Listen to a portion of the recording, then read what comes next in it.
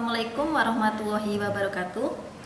Pada kesempatan kali ini kita akan melakukan salah satu percobaan dari praktikum gelombang dan optik, yaitu gejala Lisius. Nah, dimana untuk tujuannya, yang pertama adalah memahami kalibrasi dan pengoperasian osiloskop dan generator isyarat. Kemudian tujuan yang kedua yaitu mengukur tegangan AC, frekuensi gelombang listrik dengan osiloskop. Dan yang ketiga, kita akan mengamati pola Lisius yang terbentuk di layar osiloskop. Nah, untuk landasan teorinya, yang pertama yaitu untuk osiloskop. Osiloskop itu adalah sebuah alat untuk menampilkan tingkah laku dari besaran listrik yang berubah-ubah terhadap waktu. Nah, osiloskop sering juga disebut dengan CRO atau Cathode Ray Oscilloscope karena komponen utama di dalamnya adalah tabung sinar katode yang dilengkapi dengan seperangkat peralatan elektronik yang lain, yaitu ada penguat, kemudian tegangan, unit sumber tegangan tinggi, dan switch. Nah, pada analisa terhadap perilaku suatu rangkaian, osiloskop ini dilengkapi dengan generator isyarat. Nah, alat ini memiliki spesifikasi yaitu jenis tegangan AC, kemudian frekuensi, lalu pelemahan sinyal, dan dapat menampilkan bentuk gelombang persegi, kotak, maupun gergaji. Nah, yang pertama saya akan menjelaskan untuk panel-panel yang ada pada osiloskop. Yang pertama ada tombol power di sini. Power ini digunakan untuk menghidupkan dan mematikan osiloskop dengan memutus sumber dari catu dayanya. Kemudian yang kedua adalah timer diff di sini. Timer diff ini berfungsi untuk menentukan besar waktu setiap skala horizontal. Nah, sehingga jika dilakukan perubahan pada skala ini, pada timer diff, maka yang berubah hanya panjang gelombangnya, sedangkan amplitudonya tetap. Yang berikutnya ada volt per diff. Volt per diff ya. Nah, tombol volt per diff ini berfungsi untuk menentukan besar tegangan setiap skala vertikal. Nah, jika kita lakukan pengubahan pada tombol ini, maka yang berubah adalah amplitudonya dan panjang gelombangnya tetap. Yang berikutnya ada mode, di sini ada mode. Nah, switch ini digunakan untuk memilih masukan pada osiloskop. Ada channel 1, kemudian channel 2, lalu add dan dual. Yang berikutnya ada tombol AC, ground DC. Nah, switch ini digunakan untuk memilih jenis sinyal yang diukur AC atau DC. Nah, berada di sini. AC, ground, DC. Kemudian ada position. Di sini ada position, ini untuk mengatur atau menggeser ya arah horizontal. Dan di sini ini adalah position untuk mengukur menggeser arah vertikal. Kemudian ada intent. Intent ini berfungsi untuk mengatur intensitas cahaya yang masuk ke layar. Kemudian ada fokus. Fokus digunakan untuk memfokuskan gambar ya yang tampil pada layar. Kemudian CAL 2VPP itu adalah fasilitas untuk melakukan kalibrasi. Jadi sebelum kita gunakan osiloskop, maka kita kalibrasi osiloskop ini terlebih dahulu. Nah, yang terakhir adalah trace rotation. Lubang ini digunakan untuk membenarkan posisi gambar jika miring dengan menggunakan obeng. Di sini ya, trace rotation. Nah, kemudian saya akan menjelaskan panel-panel yang berada di generator isyarat. Nah, yang pertama bisa kita lihat di sini ada tombol power. Power ini digunakan untuk menghidupkan dan mematikan generator. Kemudian yang kedua waveform. Di sini ya, waveform. Ini fungsinya untuk memilih bentuk gelombang. Jadi bisa kotak, segitiga, atau sinusoidal. Yang berikutnya adalah variator frekuensi. Nah, ini ya, variator frekuensi. Berfungsi untuk memilih frekuensi keluaran sesuai skala yang ditunjukkan. Kemudian frekuensi range itu berfungsi sebagai pelipat frekuensi dari skala yang ditunjukkan oleh variator frekuensi. Nah, di sini ya. Kemudian atenuator. Atenuator ini berfungsi untuk memperlemah sinyal yang dikeluarkan oleh generator pada skala dB. Yang berikutnya ada amplitudo. Amplitudo berfungsi untuk mengatur tegangan keluaran dari generator isyarat. Nah, untuk percobaan gejala Lisius ini, alat-alat yang kita gunakan yang pertama ada osiloskop, kemudian generator isyarat, kemudian kabel penjepit buaya, sini kabel penjepit buaya, dan multimeter. Kemudian untuk tabel datanya itu ada dua. Yang pertama untuk mencari arus ya, kita gunakan cukup satu channel aja, bisa channel 1 ataupun channel 2. Itu untuk mengukur tegangan arus AC ya. Kemudian untuk tabel yang kedua, ini kita akan mencari frekuensi. Nah, untuk mencari frekuensi ini bisa kita gunakan dua cara. Yang pertama dengan cara langsung, dan yang kedua dengan cara Lisius. Nah, untuk cara Lisius ini kita akan mengamati pola Lisius yang terbentuk di layar osiloskop, yaitu dengan cara mengubah-ubah atau memvariasi frekuensi 1 dan frekuensi 2. Demikian pengantar untuk praktikum gejala Lisius dari saya. Saya akhiri. Wassalamualaikum warahmatullahi wabarakatuh. Baik, kita langsung saja pada cara kerja pada praktikum gejala Lisius. Yang pertama yaitu mengkalibrasi osiloskop. Pertama, kita cek terlebih dahulu mode pada osiloskop sudah menunjukkan channel 1 atau channel 2 sesuai dengan channel yang ingin kita kalibrasi. Kemudian kita hidupkan power. Kita hubungkan probe positif dari osiloskop ke coil 2 volt peak to peak. Kemudian kita amati gelombangnya sampai muncul.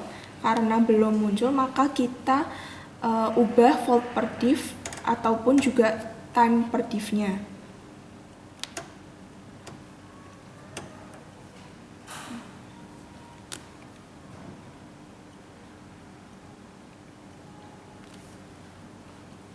Seperti ini, kemudian kita paskan posisinya dengan skala di osiloskop.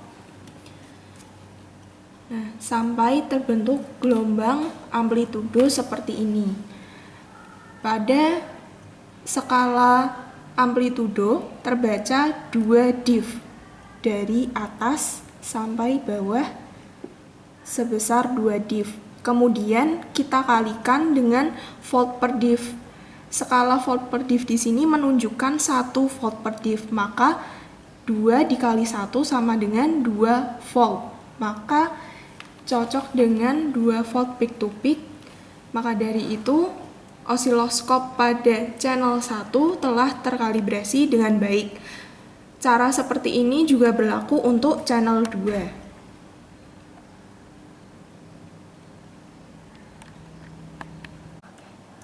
Pada percobaan kedua, kita akan mengukur voltase pada AFG. Yang pertama, kita akan mengukur dengan menggunakan multimeter terlebih dahulu. Kita nyalakan multimeter. Kemudian kita nyalakan ke mode volt AC. Kemudian kita masukkan prob positif dan negatifnya kepada output AFG. Kemudian kita nyalakan AFG-nya. Kita amati dan kita atur sampai pada skala 5 volt. Kemudian kita akan melanjutkan pengukuran voltase AFG menggunakan osiloskop. Untuk percobaan kedua, mengukur voltase dengan menggunakan osiloskop, kita pasangkan prob positif osiloskop ke output positif AFG, kemudian prob negatif osiloskop ke keluaran negatif AFG. Karena ini AC, kita menggunakan bantuan dengan jumper. Kemudian kita nyalakan osiloskop. Kita nyalakan AFG-nya. Di sini mulai terlihat gelombang. Karena gelombangnya masih bergerak, maka kita ubah dan atur time per diff dan volt per diff-nya.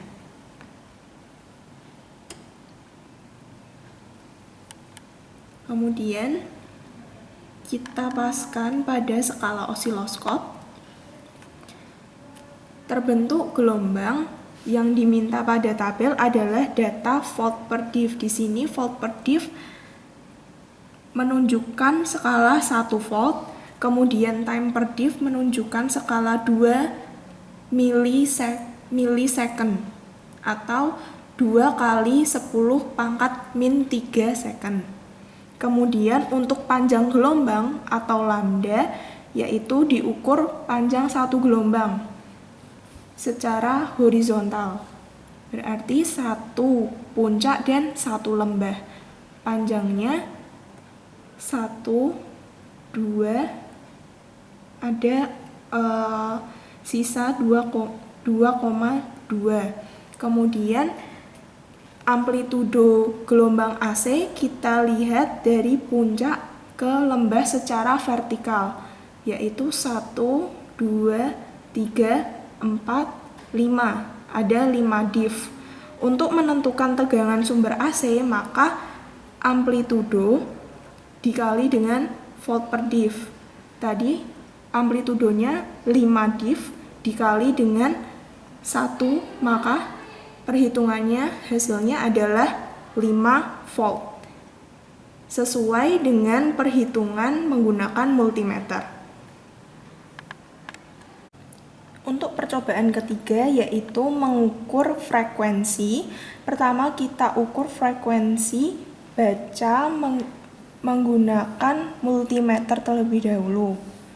Kita on-kan multimeter ke skala menunjukkan hertz untuk mengukur frekuensi. Kemudian kita masukkan prob pada output AFG. Kemudian kita nyalakan AFG.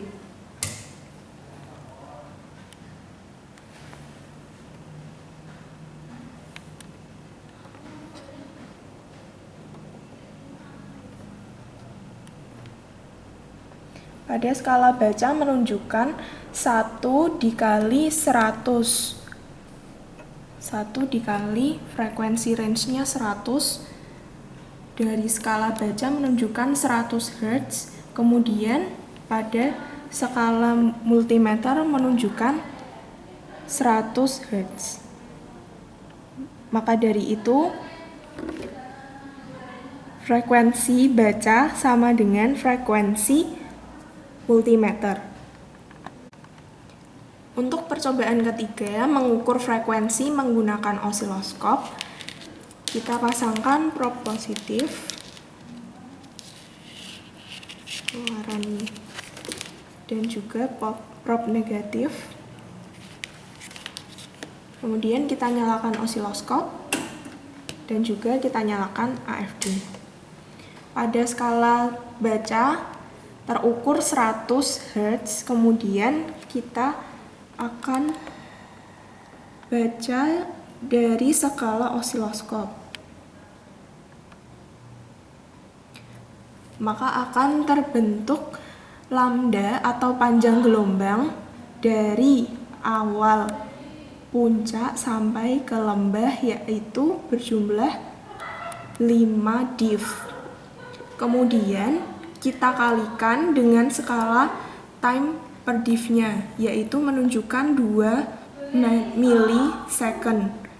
5 dikali 2 milisecond sama dengan 10 kali 10 pangkat min 3 second. Kemudian kita menentukan frekuensinya dengan cara membagi 1 per T. Dari hasil perkalian tadi, lambda dikali time per div adalah periode. Maka untuk mencari frekuensi, kita akan membagi 1 dibagi dengan periode yang kita temukan tadi. Berarti 1 dibagi 10 pangkat min 2, maka hasilnya 100 Hz. Untuk percobaan keempat, yaitu cara Lissajous, kita akan menggunakan 2 channel. Kita atur source-nya atau sumbernya tetap di channel 1, tetapi modenya kita rubah ke dual. Kemudian mode time per div-nya kita arahkan ke bawah sendiri, yaitu XY. Kemudian kita hubungkan masing-masing channel ke satu persatu AFG yang telah tersedia.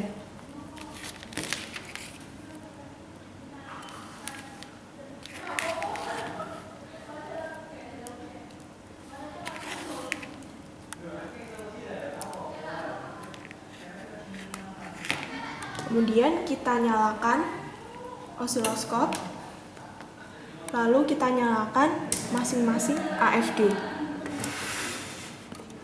Di sini kita akan membandingkan frekuensi dari kedua AFG ini.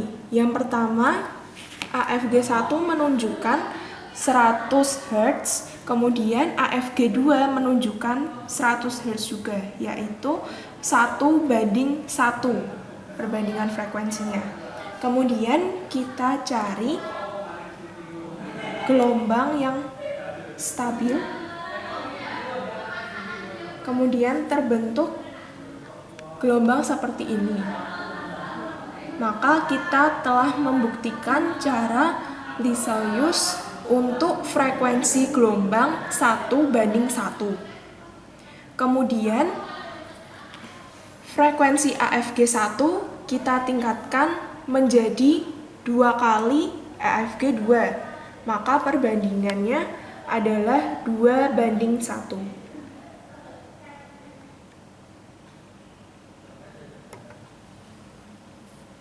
Maka gelombang yang terbentuk adalah seperti berikut. Maka kita telah membuktikan cara Lissajous dengan perbandingan frekuensi 2:1. Kemudian kita ubah lagi frekuensi dari AFG 2. Kita ubah menjadi 2 kalinya. Kemudian AFG 1 kita ubah 1 kalinya.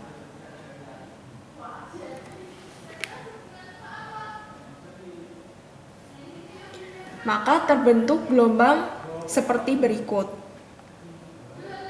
Maka kita telah membuktikan cara Lissajous dengan perbandingan frekuensi 1:2.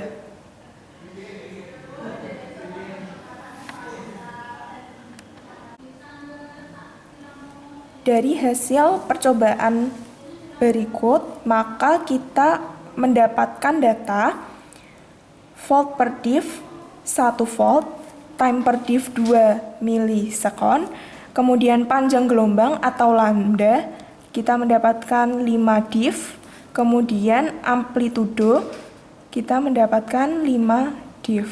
Untuk menghitung tegangan sumber AC pada osiloskop, kita mengalihkan volt per div dengan amplitudo atau 1 dikali 5. Maka hasilnya adalah 5 volt. Maka perhitungan tegangan sumber AC dengan menggunakan osiloskop sama nilainya dengan menggunakan multimeter. Dari percobaan mengukur frekuensi, kita mendapatkan data volt per div sebesar 1 volt, time per div sebesar 2 milisecond, panjang gelombang atau lambda sebesar 5 div, dan amplitudo gelombang sebesar 5 div. Untuk frekuensi 1 adalah frekuensi baca dari multimeter yang menunjukkan 100 Hz. Kemudian frekuensi 2 yaitu frekuensi hitung pada osiloskop. Untuk menghitung frekuensi pada osiloskop, kita cari periode terlebih dahulu dengan cara mengalihkan time per div dengan panjang gelombang atau lambda. Maka dari itu 2 milisecond dikali dengan 5, maka nilai periode adalah 10 pangkat min 2 sekon. Kemudian untuk mencari frekuensi, kita akan membagi 1 per periode atau T, yaitu sama dengan 1 dibagi 10 pangkat min 2. Maka dari itu frekuensi akan ditemukan hasilnya sebesar 100 Hz. Maka dari itu frekuensi 1 atau frekuensi multimeter dengan frekuensi 2 atau frekuensi osiloskop nilainya sama.